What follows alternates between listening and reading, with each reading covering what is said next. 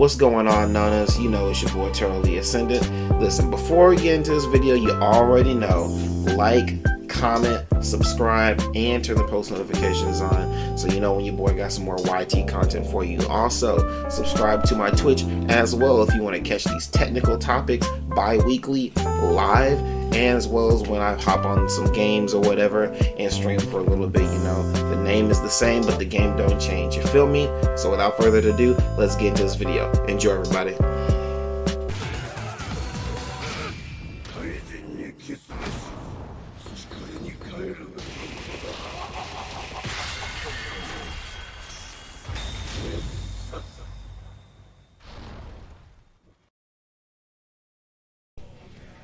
Alright, so it's time for my honest to goodness thoughts on Baiken. I should have done this a while ago, but oh well. It's been a few weeks now. I can make a more accurate judgment of this character. So generally I feel like Guilty Gear is a very niche game, and by that I mean it's a game where you can lose very, very, very hard just by not knowing matchups. Some people might say, well, that's fighting games, you can lose any matchup. Well, not necessarily. Like, there are not many games where I know that you can use a top tier and lose just because you didn't know a matchup. But this game, you can lose to anybody, even a character you supposedly hard beat just because you don't know the matchup. And I feel like Baiken is another character just like that. If you don't know the matchup, you just let things go that you don't know you can deal with. So one thing in particular that I'm talking about is, this is something that a lot of Baikens do, or something I do a lot, at least. This little sequence, especially from far away, max range,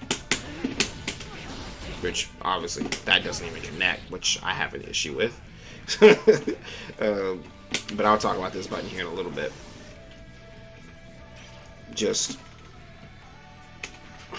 Well, let me start from the top with the pros, actually. I'll start with the pros. I want to try to make this video as quick as possible so you're not bored. But yeah, her pros, pretty much, if I get this knockdown, if I land this grab, or even if I just hit you with the tether, right? Well, I'm blocked, and it's neutron block anyway, so if I get any of those moves, right, like any of those moves, or even just a first hit to Tommy Mat, because the second hit is trash. Like, this is so bad, and I'll talk about that in a second. But if I land any of those variants of moves, I'm in there, right? Close, I get combos, but if I do something like no combo, but safe jump,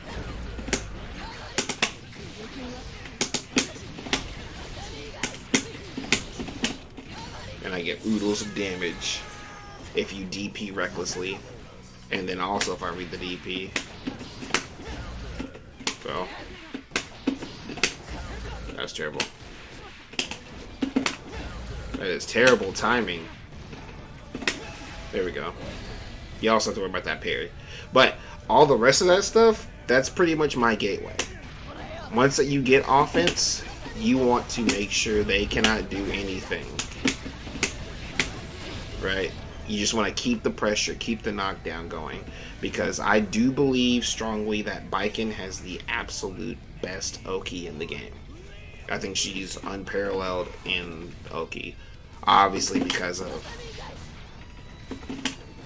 that move is godlike if you land it correctly. Okay? It's godlike in the air, it's wishy-washy on the ground, right? Because a lot of times in your block strings, if you're using spacing correctly, you know, trying to use like your max range like you're normally taught to in fighting games for the most part, or at least your optimal ranges, you know. If you hit with the edge, that gets punished by a lot of characters. I can't tell you how many times I've been counter hit because my tatami guys just didn't reach them right there, and they just smack me up and I take a bit of damage for it, which sucks. Another thing that I have an issue with is this move doesn't get enough reward. Like, landing this at its absolute max range, let's see if I can get, I don't get a reward for it. right? I get no knockdown. I just get a hit.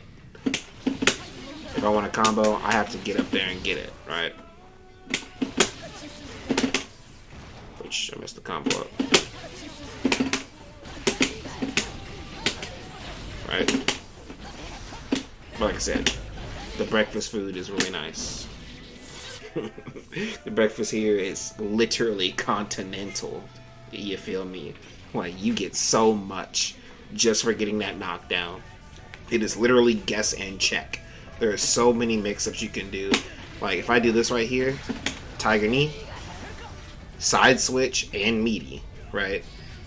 I can do this right here, literally jump up, fake the side switch, meaty, right? Do this right here, jump back, also fakes the side switch a little bit. Do this right here, right? Do something stupid like that. I could do this right here. Wait, messed up. Do this right here. Kick. Mess up again. Kick. And if I wait long enough, if they don't DP or have a DPs like that, I can side switch. Like if I'll turn his counter attack off to none. So if I do it like this, right? I can do a side switch like that, and since you're tethered, I can get a combo. Ooh, I'm doing this wrong. And you can also do it in front as well. Right? It just all depends how you get it and how you land that kick. I'm messing it up.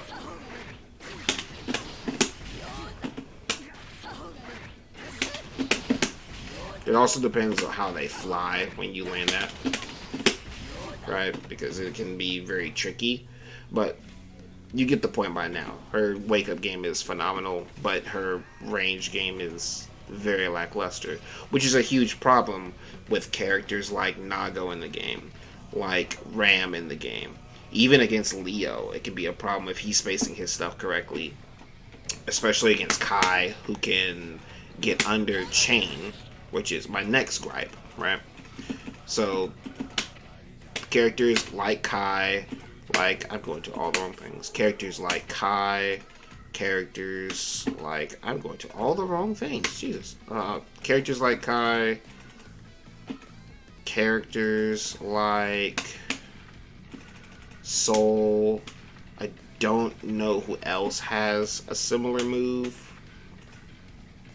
Actually, freaking Faust Crouch actually does really well against this too. So if I switch it to, where's block, all guard, and I'm trying to do, which is, what is it? It's 2S, 2C, I mean, no, it's 2S. 2S into 2HS into this, which is a pretty common frame trap string, because none of that is true as a block string. So normally you want to do this from max range, right? You can slide right under it. Faust just won't get hit by it because he's crouching. And then you can get, I think it's night rated right through it. Whatever the Soul's move is that hits you with that mean uppercut, you know. So that's another one of my gripes. So it just feels like you're not supposed to get rewarded for doing things at long range, right? But she gets, I guess it's fair because she gets so much reward. And like her range game, her button game is not bad. It just hinges very strongly off of getting counter hits, right? Then that's what she mostly feels like. She feels like a very counter-based character, but not. I don't just mean using the parry. I mean just like full on. If this is a counter hit, it becomes substantially better, right? If I change this to being a counter hit, let's change the guard off. Like even if I do that from max range and you don't block it, I get nothing for it. Right? I get no mix or anything. I get absolutely nothing for it. But if this is a counter hit, no, My random forced. Right? But if this is a counter hit, then all of a sudden I can get something. Matter of fact, if it's a counter hit, I get combo. Oh, I can't get that exact combo, but let's see. Yeah, I can't get that exact combo, but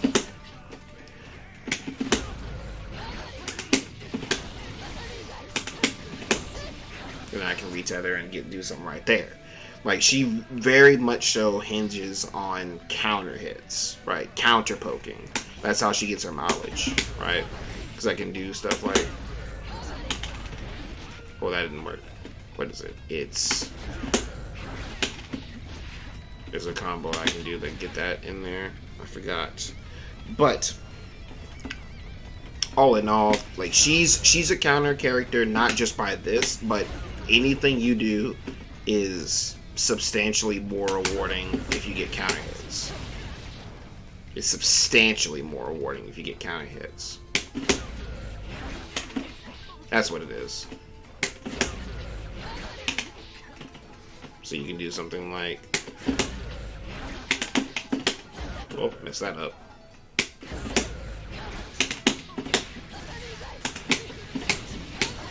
And that combo normally doesn't work off of a normal hit. So, yep, the character is full on counter. So it really hinges on you as the player to get your reads right and to get your counter poking going. You can't just, well, you can. I was about to say, you can't just brain dead your way through, but if you get in close, you most definitely can. Right? There's something that you have to hold this type of stuff. So, like, you definitely can flowchart your way through if you manage to get in, right? But she has good enough neutral to do that. It's just a huge struggle against, like, the aforementioned characters, right? Ram and all that. Ram, Nago, even freaking Kai. Kai's got some stupid buttons too.